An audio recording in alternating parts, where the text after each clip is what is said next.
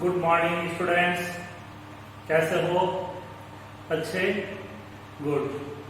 तो क्लास को आगे बढ़ाते हैं। लास्ट क्लास में अपन ने इलेक्ट्रॉन, प्रोटॉन, न्यूट्रॉन के बारे में पढ़ा। आज अपन अन्य परमाणुीय कणों के बारे में पढ़ते हैं। शॉर्टली उनके बारे में अपन जानकारी प्राप्त करते हैं। तो देखते हैं आज अन्य परमाणुीय कण। अन्य परमाणुीय कण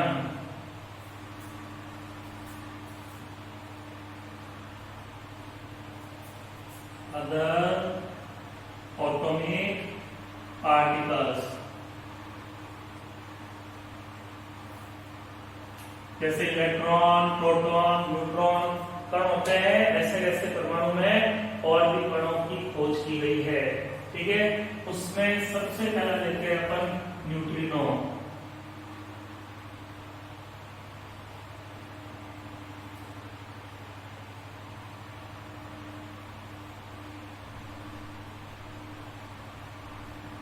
अपन इनके बारे में ज्यादा डिटेल में नहीं जाएंगे, बस इनकी खोज किसने की, इनका द्रव्यमान कितना होता है, इन पर आवेश कितना होता है, शॉर्टली अपन इनके बारे में अध्ययन करेंगे। और ये जो चीजें आगे अपन पढ़ रहे हैं ये भी आज याद करने वाली चीजें हैं।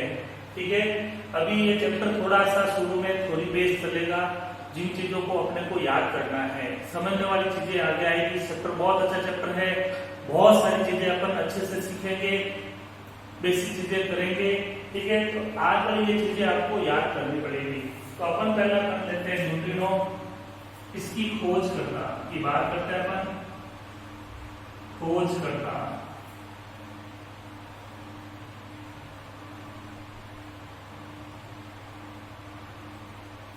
डिस्कवर। तो इसकी खोज की थी पॉलिंग ने।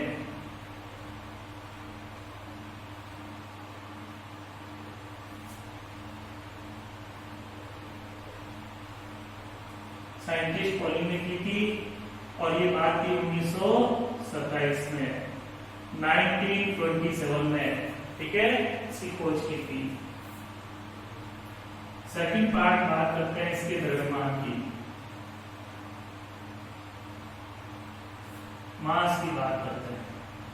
तो न्यूट्रिनो का जो द्रव्यमान होता है वो इलेक्ट्रॉन के द्रव्यमान से कम होता है। इलेक्ट्रॉन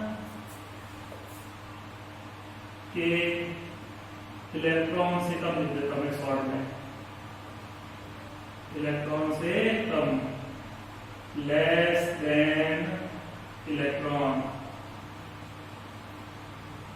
मतलब न्यूट्रिनो का जो द्रव्यमान होता है वो इलेक्ट्रॉन के द्रव्यमान से कम होता है। और थर्ड बात करते हैं अपन इसके आवेश की, चार्ज की बात करते हैं।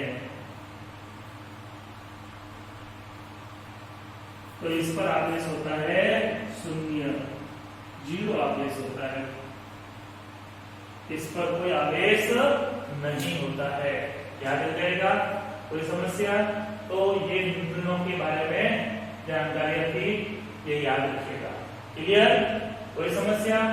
चले दूसरे टॉपिक में। दूसरा लिखते हैं पॉजिट्रॉन। क्या लिखते हैं? पॉजिट्रॉन।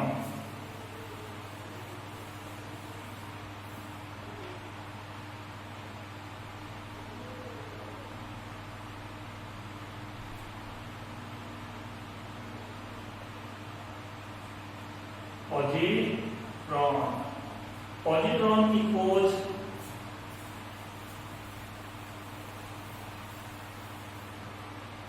Discovery C.D. एंडरसन ने की। C.D. एंडरसन।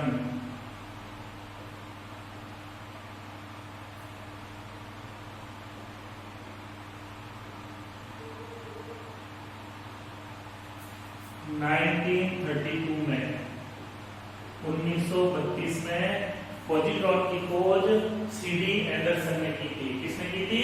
C.D. एंडरसन ने। इसका जो द्रव्यमान होता है वो इलेक्ट्रॉन के समान होता है। इलेक्ट्रॉन के समान, equal two electron.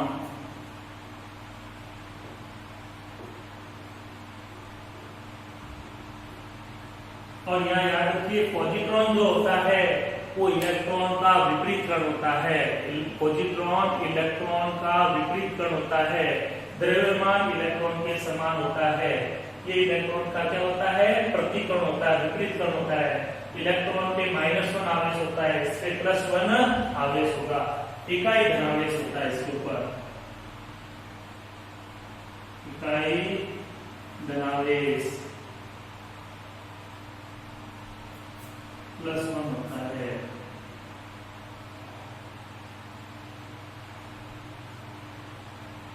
Positively unit, ठीक है ना? +1 इस पर चार्ज होता है। इलेक्ट्रॉन पे -1 होता है, ये इलेक्ट्रॉन का विपरीत कण होता है। ये इलेक्ट्रॉन का क्या होता है? विपरीत कण होता है, एंटी पार्टिकल होता है। It is anti particle of electron. यह इलेक्ट्रॉन का प्रतिकण होता है। It is anti particle of electron. Clear? तो ये इसके बारे में कुछ जानकारियां है, याद रखिएगा, कहीं काम आ सकती है, क्वेश्चन पूछे जा सकते हैं। 30 से फिर चलते हैं अपन मेसॉन की बात करते हैं। थर्ड पॉइंट लेते हैं अपन मेसॉन।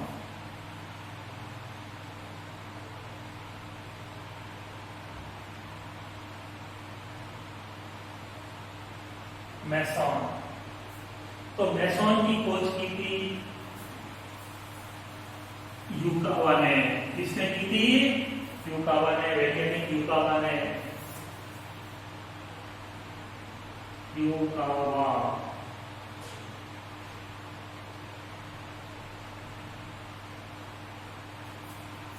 1935 में खोज हुई थी इसकी, मेसॉन की। इसका द्रव्यमान इलेक्ट्रॉन से अधिक होता है,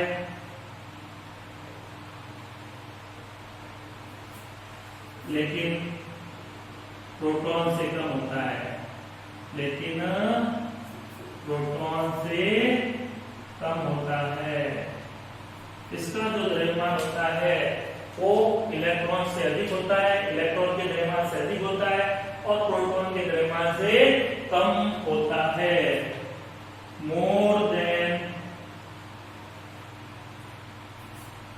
less than electron,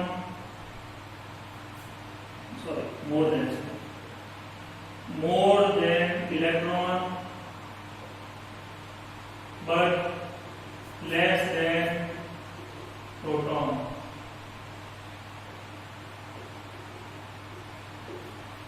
Mass of meson is more than electron but less than proton. meson का जो मास होता है वो इलेक्ट्रॉन के मास से हाई होता है और प्रोटॉन के मास से लो होता है। इलेक्ट्रॉन के द्रव्यमान से इसका द्रव्यमान अधिक होगा और प्रोटॉन के द्रव्यमान से कम होता है। इलेक्ट्रॉन और प्रोटॉन के द्रव्यमान के बीच का द्रव्यमान इसका होता है, और इस पर धन, ऋण या शून्य आवेश हो सकता है, प्लस आवेश भी हो सकता है, माइनस भी हो सकता है और शून्य भी हो सकता है। पॉजिटिव चार्ज भी हो सकता है, नेगेटिव चार्ज भी हो सकता है और जीरो चार्ज भी हो सकता है। क्लियर? कोई समस्या है इसमें? याद रखेगी ये बातें? गुड। आगे बढ़ते हैं, चौथा लेते हैं।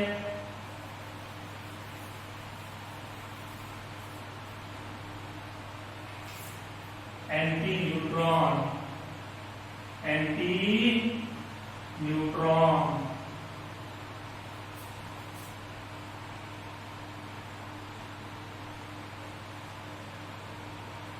Anti neutron. एंटी न्यूट्रॉन की खोज कॉर्क ने की थी। किसने की थी? कॉर्क ने।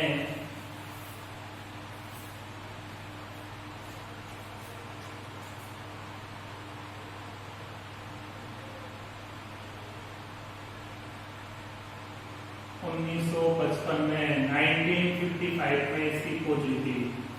इसका द्रव्यमान न्यूट्रॉन के द्रव्यमान के बराबर होता है। न्यूट्रॉन के बराबर equal to neutron, equal to neutron. और इस पर भी आवेश क्या होता है, शून्य आवेश होता है। ये न्यूट्रॉन का विद्युत कण होता है, एंटी न्यूट्रॉन कण होता है। तो न्यूट्रॉन पे भी 0 आवेश होता है, जिस पे भी क्या आवेश होता है, शून्य आवेश होता है। क्लियर? कोई समस्या इसमें? ये इसके बारे में ध्यान रखिए, ठीक है। और लास्ट परमाणु कण लेते हैं अपन fifth, anti proton. Anti proton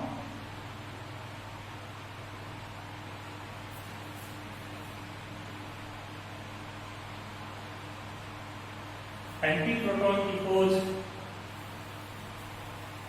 सैगरे ने की थी 1956 में। सैगरे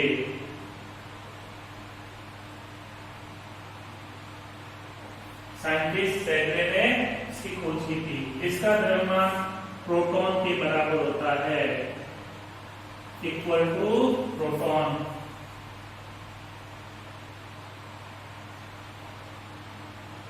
इक्वल टू प्रोटॉन। और देखो ये प्रोटॉन का एंटीटोन होता है, प्रोटॉन पे प्लस आवेश होता है, इस पे माइनस आवेश होगा, इकाई विनावेश -1 नेगेटिवली यूनिट।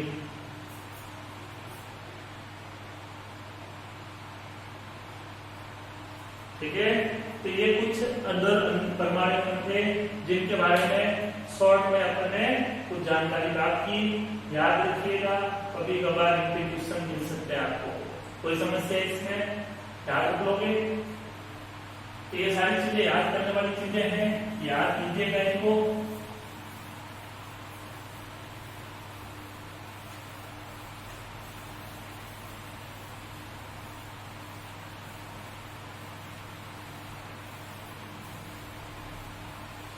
आगे बढ़ते हैं और आज अपन कुछ बेसिक चीजों को और पढ़ते हैं। परमाणु क्रमांक या परमाणु संख्या। परमाणु क्रमांक या परमाणु संख्या, एटॉमिक नंबर। एटॉमिक नंबर, ठीक है। ये तीन चीजें अपने काफी हेल्पफुल करेगी, बेसिक चीजें हैं तो अपन पढ़ते हैं। तो एक वैज्ञानिक हुए थे मोस्ले, जिन्होंने आधुनिक आवर्त नियम दिया था, आधुनिक आवर्त सारणी बनाई थी। उन्हीं वैज्ञानिक मोस्ले ने ये बताया था कि किसी भी परमाणु में प्रोटॉनों की जो संख्या होती है वो उस परमाणु के परमाणु क्रमांक के बराबर होती है। प्रोटॉनों की संख्या परमाणु के परमाणु क्रमांक के बराबर होती है। मतलब किसी भी प्रोटॉन परमाणु में प्रोटॉनों की संख्या को अपन परमाणु क्रमांक कह सकते हैं, परमाणु संख्या कह सकते हैं। ठीक है। According to Moseley, number of protons in atom, number of total number of protons in any atom is equal to atomic number equal to atomic number. Total number of proton is equal to atomic number. Means we can say total number of proton is called, total number of proton in an atom is called atomic number. किसी परमाणु में total number of protons कितने होंगे वो उसका atomic number होता है। और इसको आगे लाकर अपन जेड से रिप्रेजेंट करते हैं। किससे रिप्रेजेंट करते हैं? जेड से। इसको जेड से प्रदर्शित करते हैं। क्लियर? तो लिख देते हैं, इसकी डेफिनेशन नॉलेज में रखना है।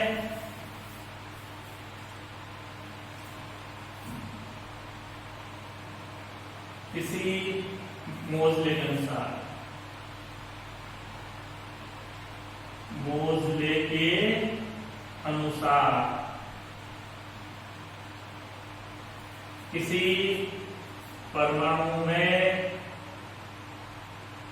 प्रोटॉनों की संख्या को, प्रोटॉनों की संख्या को परमाणु क्रमांक या परमाणु संख्या कहते हैं। परमाणु संख्या कहते हैं। किसी परमाणु में प्रोटॉनों की संख्या को, प्रोटॉनों की जो टोटल संख्या होती है उसको परमाणु क्रमांक या परमाणु संख्या कहते हैं। इसे Z से प्रदर्शित करते हैं।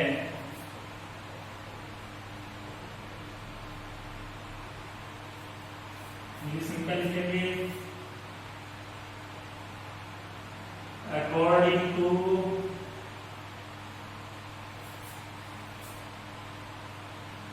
मोजले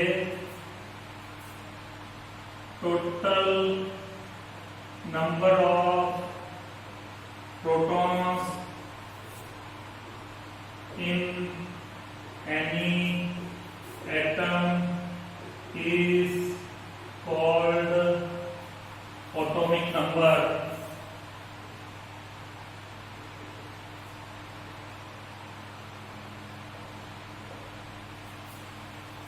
It is denoted by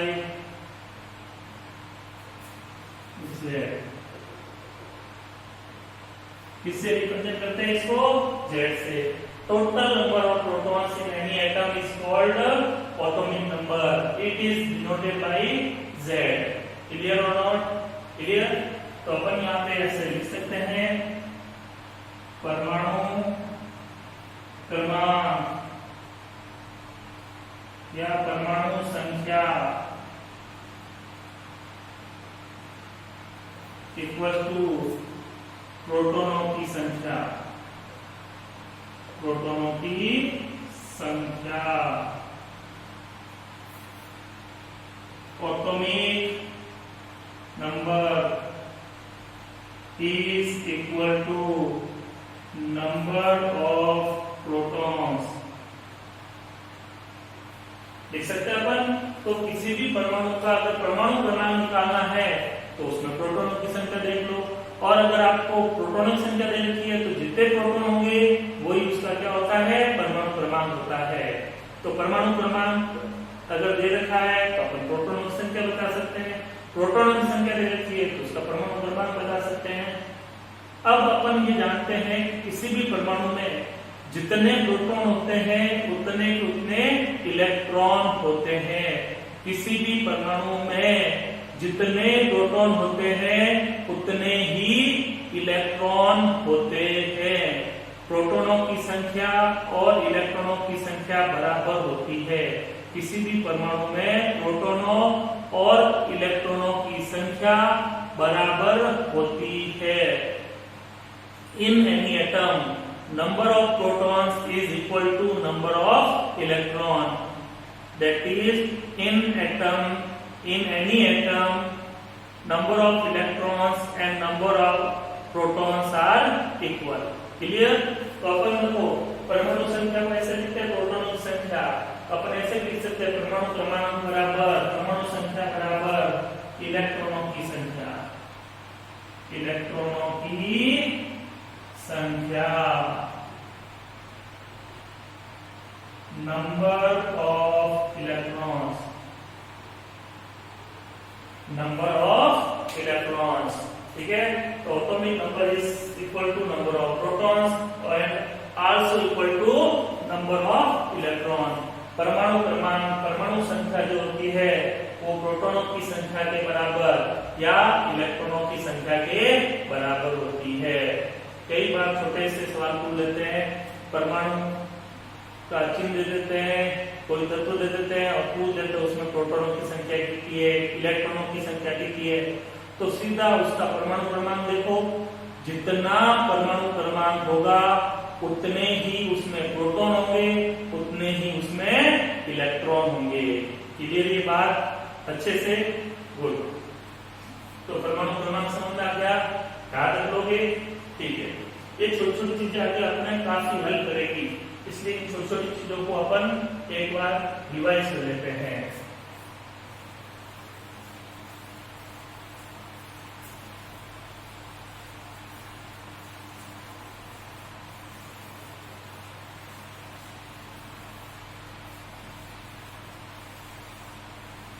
अगला लेते हैं अपन परमाणु भार।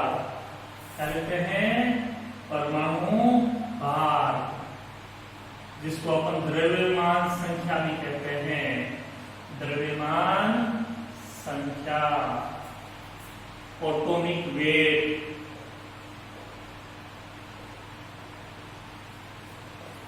और मास नंबर।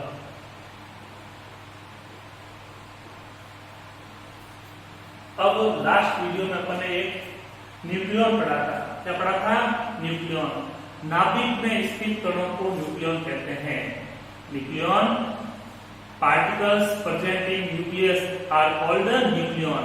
तो नाभिक में जो कण होते हैं उनको न्यूक्लियन कहते हैं। और न्यूक्लियनों की कुल संख्या जो होती है, न्यूक्लियनों का जो टोटल नंबर होता है वो परमाणु भार होता है, द्रव्यमान संख्या होती है, एटॉमिक वेट होता है, मास नंबर होता है। तो परमाणु भार या द्रव्यमान संख्या जो होगी वो न्यूक्लियनों की संख्या के बराबर होगी। न्यूक्लियनों की संख्या के बराबर होगी। अब न्यूक्लियनों की संख्या क्या होगी? प्रोटॉनों की संख्या प्लस न्यूट्रॉनों की संख्या, प्रोटॉनों की संख्या प्लस न्यूट्रॉनों की संख्या। तो किसी भी परमाणु में प्रोटॉनों और न्यूट्रॉनों की कुल संख्या को परमाणु भार कह सकते हैं, द्रव्यमान संख्या कह सकते हैं। तो अपन कहते हैं कि एटम के अंदर, न्यूक्लियस के अंदर जितने न्यूक्लियन होते हैं वो उसका एटॉमिक वेट होता है, मास नंबर होता है। अब न्यूक्लियन क्या होगा? Total number of proton plus neutron. Total number proton और न्यूट्रॉन का अगर अपन सम कर देते हैं, न्यूट्रॉन कितने हैं, प्रोटॉन कितने हैं, उनका सम कर देते हैं, तो अपने पास आ जाता है नंबर ऑफ न्यूक्लियंस। और नंबर ऑफ न्यूक्लियंस ही क्या होता है? एटॉमिक वेट होता है, मास नंबर होता है। क्लियर? याद है ये बात? तो लिखते हैं अपन, किसी परमाणु में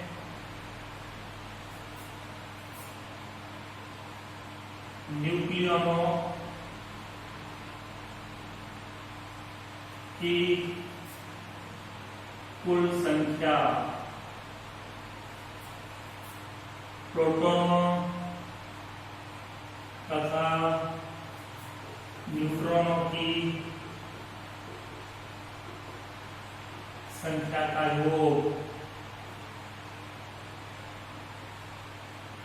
प्रोटॉन और न्यूट्रॉन की संख्या का योग, संख्या को परमाणु भार या द्रव्यमान संख्या कहते हैं। द्रव्यमान संख्या कहते हैं। इसे कैपिटल ए से प्रदर्शित करते हैं। किससे प्रदर्शित करते हैं? कैपिटल ए से प्रदर्शित करते हैं। क्लियर? याद आ जाएगा? ठीक है। आगे इसको इंग्लिश में लिख देते हैं अपन, total number of nucleons. Total number of nucleons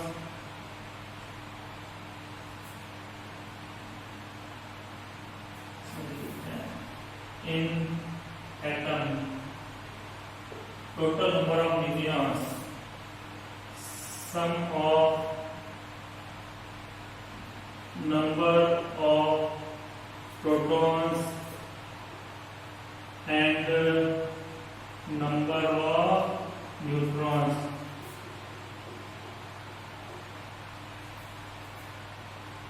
are called atomic weight.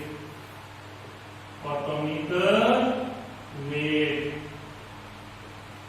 or mass number.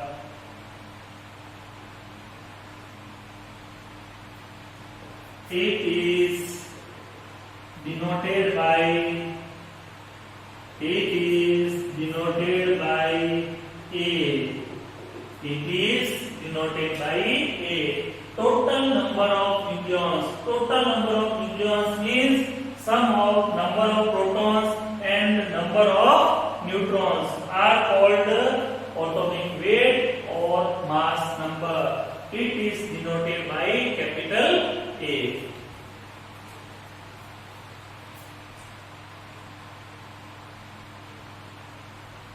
परमाणु भार या द्रव्यमान संख्या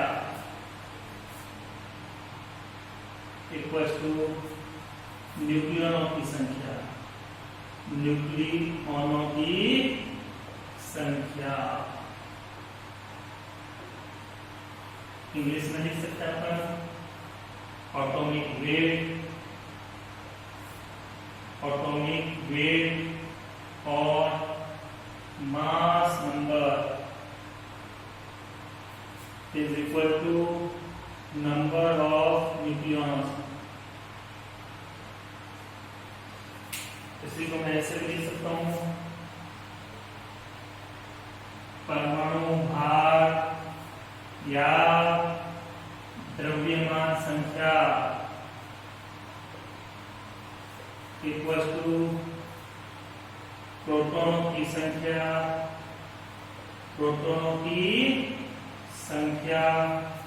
प्लस न्यूट्रॉनों की संख्या। भाई न्यूक्लियॉन क्या होते हैं? प्रोटॉनों और न्यूट्रॉनों की संख्या का योग ही तो होता है। तो न्यूक्लियॉनों की संख्या की जगह पर क्या लिख सकते हैं? प्रोटॉनों की संख्या प्लस न्यूट्रॉनों की संख्या। एटॉमिक वेट और mass number is equal to number of protons plus number of neutrons. Clear? अब एटॉमिक वेट को अपन ए से रिप्रेजेंट करते हैं, प्रोटॉनों की संख्या को परमाणु क्रमांक कहते हैं, जेड से रिप्रेजेंट करते हैं, और न्यूट्रॉनों की संख्या को एन से प्रदर्शित करते हैं। ए बराबर जेड प्लस एन, ये फॉर्मूला चलेगा। ए बराबर जेड प्लस एन। परमाणु भार, द्रव्यमान संख्या, atomic number, mass number is equal to number of protons. Number of protons होते हैं परमाणु क्रमांक के बराबर। परमाणु क्रमांक ही प्रोटॉनों की संख्या होती है, तो प्रोटॉनों की संख्या को किससे रिप्रेजेंट करेंगे? जेड से। और न्यूट्रॉनों की संख्या को, नंबर ऑफ न्यूट्रॉन्स को किससे रिप्रेजेंट करेंगे? एन से। तो क्या फॉर्मूला रहा?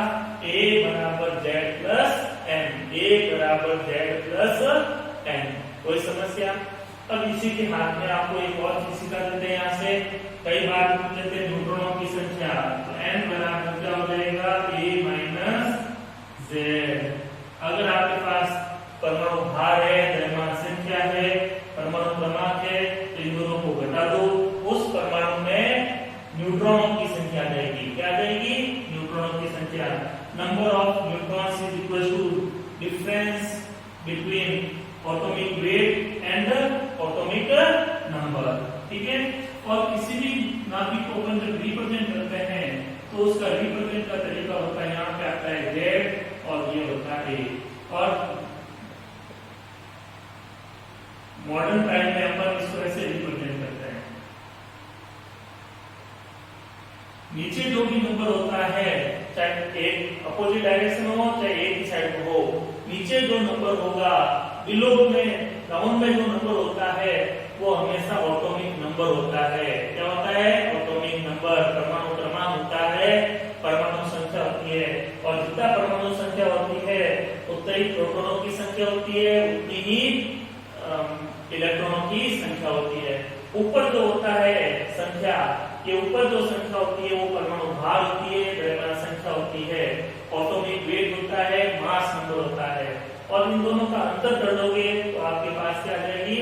न्यूट्रॉनों की संख्या आ जाएगी। ऐसे कुछ सवाल अपन आगे करेंगे। क्लियर? तो आज अपने को इनके बारे में कुछ अच्छे से समझ में आया। परमाणु भार क्या होता है, परमाणु क्रमांक क्या होता है। क्लियर? कोई समस्या? दो छोटी सी बातें और याद करते रहते हैं इससे रिलेटेड।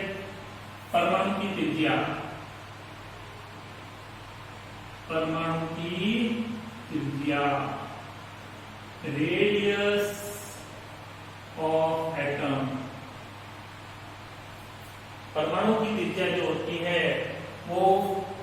10 की घात माइनस 10 मीटर कोटि की होती है, ऑर्डर की होती है, 10 की घात माइनस 10 मीटर। और नाभिक की त्रिज्या जो होती है, नाभिक की त्रिज्या, रेडियस ऑफ न्यूक्लियस, ये होती है आपके 10 की घात माइनस 15 मीटर कोटि की, ऑर्डर की। यानी इसके आगे कोई भी संख्या मल्टीप्लाई होगी, लेकिन पीछे पावर है कि 10 की घात माइनस 10, 10 की घात माइनस 15। अब ये देखो माइनस में है तो ये मान छोटा है, बड़ा है, मतलब नाभिक छोटा होता है, परमाणु बड़ा होता है। आई बात समझ में? कोई समस्या? तो माइनस पावर को नीचे ले जाओ, प्लस हो जाएगा, तो ये वैल्यू बड़ी आएगी, ये छोटी आएगी। परमाणु की त्रिज्या बड़ी होती है, नाभिक परमाणु के अंदर होता है, तो नाभिक की त्रिज्या छोटी होती है, परमाणु की त्रिज्या बड़ी होती है। और ये ऑर्डर याद रखो, ये पूछा जा सकता है। परमाणु की त्रिज्या 10 की घात माइनस 10 मीटर कोटि की होती है, ऑर्डर की होती है।